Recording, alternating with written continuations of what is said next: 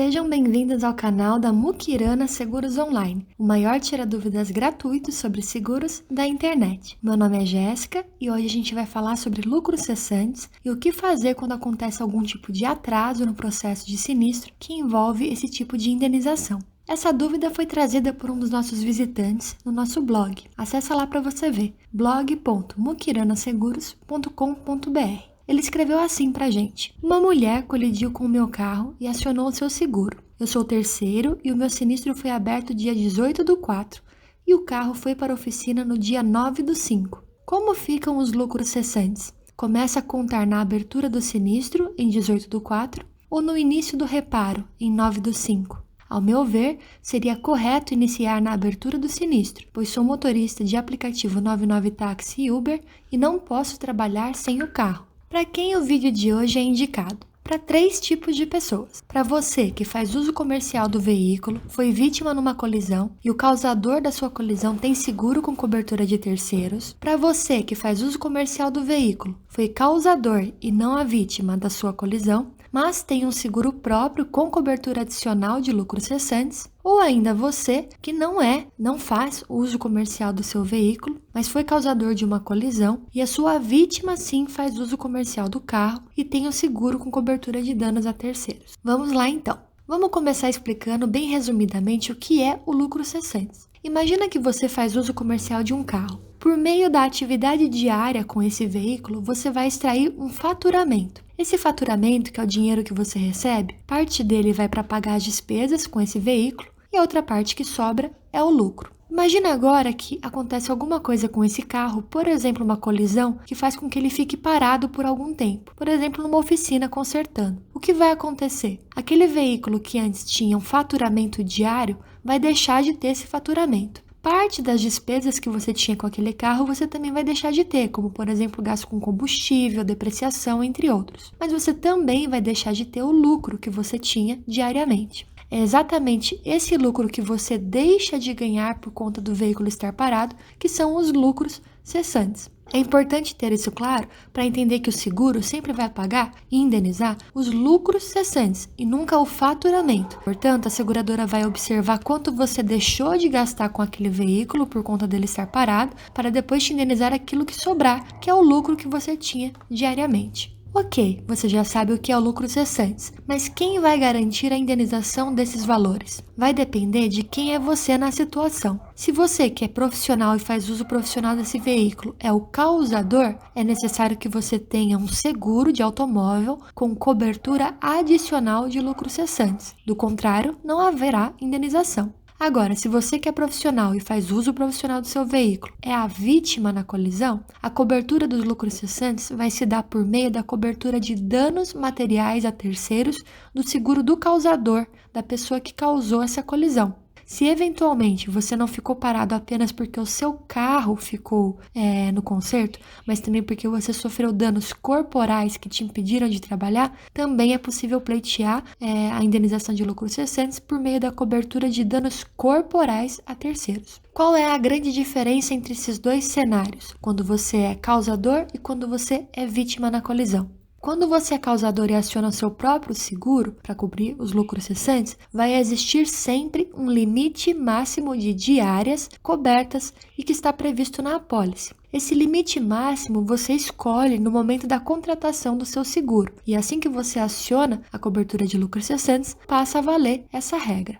A seguradora nunca vai indenizar mais do que aquele limite contratado na apólice. Portanto, aquele profissional que é causador e aciona o próprio seguro sempre vai ter um teto máximo de indenização. Já nos casos em que o profissional é a vítima, ele não está acionando o próprio seguro e se entrando como terceiro, a cobertura de danos materiais a terceiros não prevê esse tipo de limite de diárias. Portanto, vão ser pagas tantas diárias quanto forem necessárias para indenizar o prejuízo que aquele profissional teve em decorrência da colisão. Sabendo disso, fica bastante claro que é importante saber contar as diárias para que seja feito o cálculo de quanto você vai receber de lucros cessantes. Ou seja, o quanto você vai receber de lucros cessantes depende diretamente de quantos dias aquele carro ficou parado. Como as seguradoras fazem a contagem dessas diárias? elas sempre vão estipular uma data inicial de contagem e uma data final. Eu vou começar explicando a data final, porque ela é mais fácil de entender. A data final é quando encerra a contagem. E o critério de qual vai ser a data final de encerramento de contagem vai depender do tipo de sinistro que você sofreu. Se ele foi um sinistro de perda parcial ou se ele foi um sinistro de perda total ou ainda de roubo ou furto sem localização do carro. No sinistro de perda parcial, a data final de contagem sempre vai ser a data em que o veículo foi entregue, consertado, em perfeito estado de uso e conservação. Já aquele sinistro de indenização integral, como é o caso de perda total ou roubo e furto, vai ser a data do pagamento da indenização integral, ou seja, quando o dinheiro da indenização caiu na sua conta. Agora vamos ver como que é a data inicial da contagem. Aqui vai depender se você é segurado ou terceiro. Começando pelo segurado. É importante você ter em mente que as regras de data inicial de lucros cessantes variam entre as seguradoras. Elas têm diferentes critérios. Para saber qual é o critério da sua seguradora, é necessário que você olhe as cláusulas contratuais da sua apólice. As cláusulas contratuais do seguro de automóvel são chamadas de condições gerais e você encontra no site da sua seguradora. Daqui a pouquinho eu vou mostrar 2 exemplos dos critérios mais comuns de data inicial em lucros cessantes. Agora, se você é terceiro, o que você precisa entender? No geral, a seguradora vai usar com você terceiro o mesmo critério que ela usaria para um segurado dela. Ou seja, se você quer saber qual é o critério da seguradora que está te atendendo, procure as condições gerais daquela seguradora no site dela e veja lá qual que é o critério que ela usa para a data inicial de lucros cessantes. Ainda que esse seja o procedimento mais comum, é importante você também ter em mente que não existe vínculo contratual entre você, terceiro, e a seguradora do causador. Portanto, ainda que ela proponha determinado critério de contagem de data inicial para lucros cessantes para você, você pode sempre contra-argumentar caso esse critério não lhe atenda ou lhe cause algum tipo de prejuízo. Ou seja, existe margem para negociação quando você é terceiro. Ainda que fica a dica, as seguradoras não sejam tão flexíveis com relação a esse critério nas negociações. Então vamos ver os 2 critérios mais comuns de data inicial para lucros cessantes, começando pelo exemplo da seguradora Tokio Marine. Veja que tanto para sinistros de danos parciais quanto sinistros de indenização integral, como é o caso de perda total e roubo ou furto sem localização, a Tokio sempre vai considerar a data inicial a partir do aviso do sinistro à seguradora. Ou seja, o segurado fez o aviso, a abertura do sinistro lá na central, começou a contar as diárias. Um outro critério bastante comum de data inicial é aquele utilizado, por exemplo, pela seguradora Porto Seguro. Veja que tanto para perda parcial quanto para indenização integral, ela vai usar como data inicial a data da vistoria do sinistro. Ou seja, esse critério é um pouco mais lento do que o critério anterior que a gente viu. Por que é um pouco mais lento? Porque a vistoria do sinistro sempre é feita depois da abertura. Então, as seguradoras que começam a contar na abertura do sinistro começam a contar antes daquelas seguradoras que esperam para ser feita a vistoria lá na oficina e assim iniciar a contagem. Então, você agora já sabe o que é o lucro cessantes, como varia a indenização conforme o papel que você tem no sinistro, se você é segurado ou terceiro, como é feita a contagem dessas diárias e os diferentes critérios usados pelas seguradoras. Com tudo isso, você já consegue ter uma ideia de quanto você vai receber a depender de como correu o seu processo de sinistro. Mas pode acontecer de, por um acaso, o seu processo atrasar. Quando acontece isso, como fica a contagem? Vamos ver alguns exemplos, começando pelo exemplo do nosso visitante. Em 18/4 foi feita a abertura do processo de sinistro, aquele aviso. Em 9/5 foi feita a remoção para a oficina e lá vai ser feita a vistoria desse carro. Lá no futuro, esse carro vai ser consertado e entregue de volta ao terceiro, no caso, o nosso visitante. Imagina que a seguradora desse terceiro é a Tokio Marine e começa a contar as diárias a partir da abertura do sinistro. Ok, vai contar a partir do dia 18/4. Agora, imagina que não, essa seguradora usa o critério, por exemplo, da Porto Seguro e começa a contagem na data da vistoria na oficina, ou seja, 9/5. Se for esse segundo critério, veja que entre a abertura do sinistro em 18/4 e a remoção do veículo para a oficina e vistoria no 9/5, esse terceiro, que é o visitante, vai perder 22 diárias de lucros cessantes. Aqui não é necessariamente o caso de um atraso, mas é um caso em que a mudança do critério de contagem impacta diretamente a indenização do terceiro, O que fazer numa situação assim? Segura um pouquinho que a gente já vai responder. Um outro exemplo, e esse sim relacionado a atrasos nos processos que podem impactar o segurado ou o terceiro. Imagina que aconteceu uma colisão no dia 1/5. O causador não faz uso comercial do carro, mas a vítima dele, que é o terceiro, sim, e ele vai acionar a cobertura de danos a terceiros para essa pessoa. Porém, esse causador, por motivos pessoais, demora muito para fazer o aviso de sinistro na seguradora, e só dia 15/5 ele faz a comunicação na central.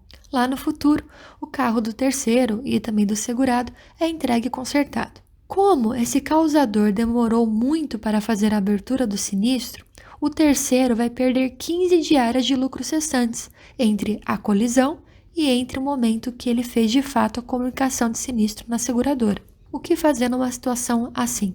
A resposta sempre vai depender se você é segurado ou terceiro. Lembrando que segurado é você que está acionando o seu próprio seguro com cobertura adicional de lucros cessantes na sua apólice, e terceiro é aquela pessoa que está recebendo os lucros cessantes por meio da cobertura de danos materiais ou corporais a terceiros do causador. Então, responda sempre primeiro essa pergunta: você é o segurado ou o terceiro? O segundo passo é perguntar quem gerou esse atraso. Foi o segurado? Foi a seguradora?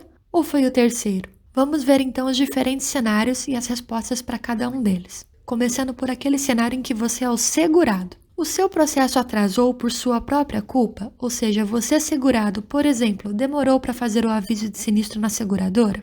Ou ainda, você fez bem rápido esse aviso de sinistro, porém demorou bastante para levar o seu carro até a oficina e realizar a vistoria? Se é esse o caso, não é possível pleitear a inclusão dessas diárias dentro da sua cobertura de lucros cessantes. Afinal, o atraso foi de sua própria responsabilidade e a seguradora não vai absorver esse tipo de prejuízo, já que foi você quem causou ele. Agora, será que isso é de responsabilidade da seguradora?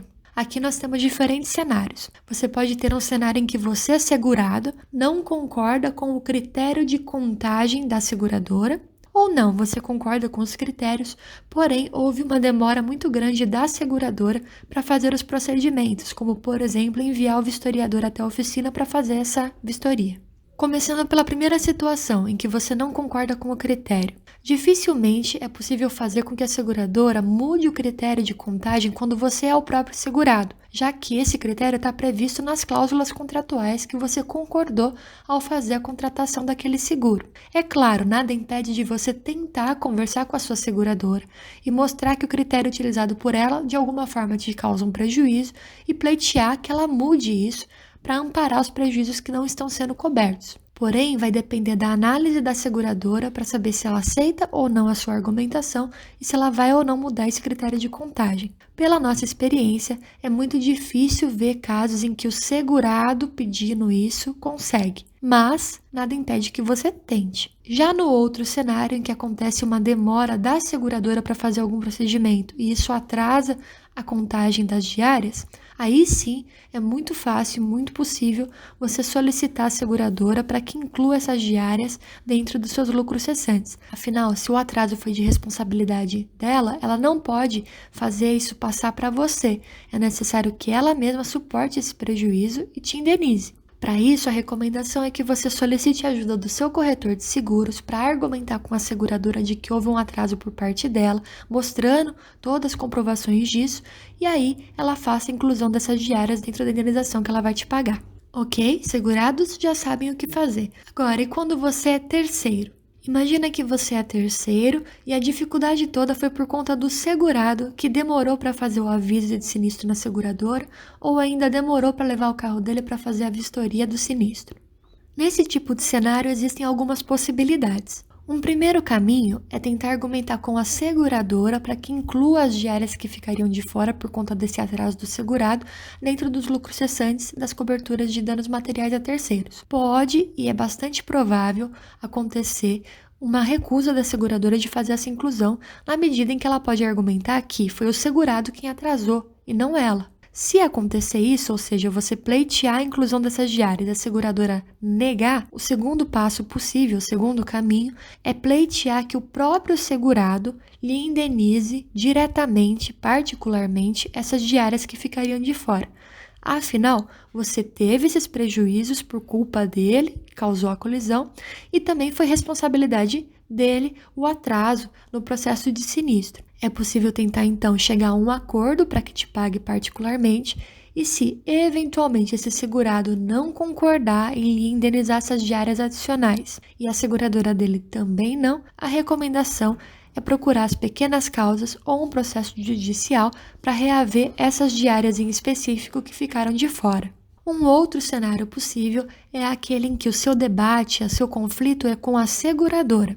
E assim como no caso do segurado, aqui os motivos podem ser os mesmos. Por exemplo, você não concorda com o critério de contagem que a seguradora está te propondo, ou ainda a seguradora de alguma forma atrasou o seu processo de sinistro. Vamos ver cada um desses cenários. Começando pelo cenário em que você não concorda com o critério de contagem. Lembra que eu falei que você, terceiro, não tem vínculo contratual com a seguradora do causador?